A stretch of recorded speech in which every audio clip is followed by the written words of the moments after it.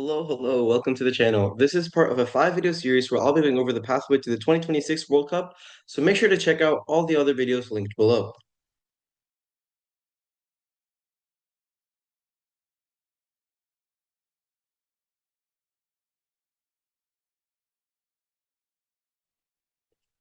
Let's get right into it. We're going to be looking at the Asian qualifiers in this video, and just as a quick reminder, these regional qualifiers are to decide 8 of the teams that are making it to the World Cup, as the other 12 make it automatically, which I talked about in our previous video covering the general path to the World Cup.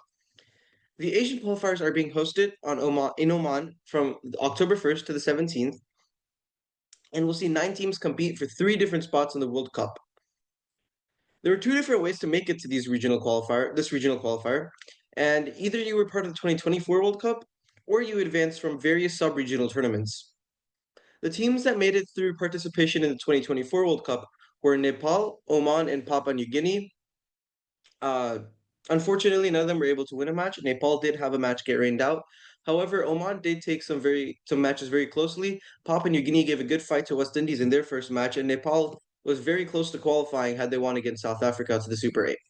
So these are all very solid teams, nothing to take away from them.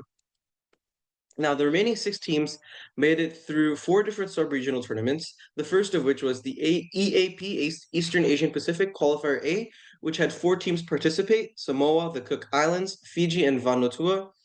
Ultimately, only one team could make it out of this tournament, and it came down to net run rate between Samoa and the Cook Islands, and Samoa was the team to advance because of a higher net run rate compared to the Cook Islands, obviously.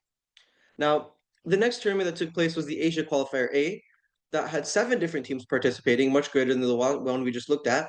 You can see here. And out of these 7, 2 move on to the regional finals, the regional Asian qualifiers.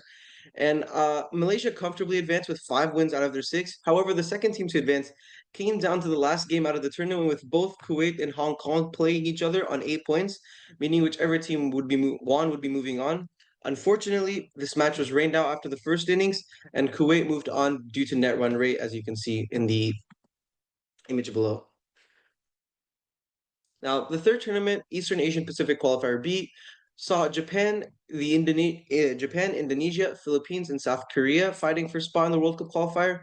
Here, it really wasn't that close at all. Japan comfortably took first place and moved on by winning all 6 of their games.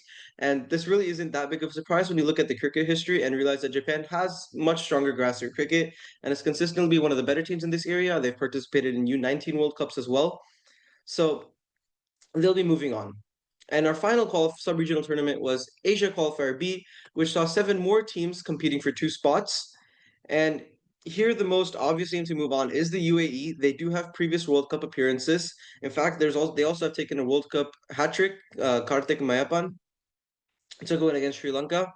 However, second place was also a blowout as Qatar moved on with 5 out of 6 wins and left teams like Bahrain and Saudi Arabia in the dust.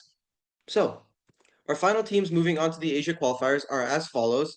And as I mentioned in a previous video, I expect the 3 teams to make it out to be Nepal, Oman, and the UAE. However, just because of the nature of the T20 sport and the game, any upsets can happen, and I can see some other teams making it a run all the way to the World Cup.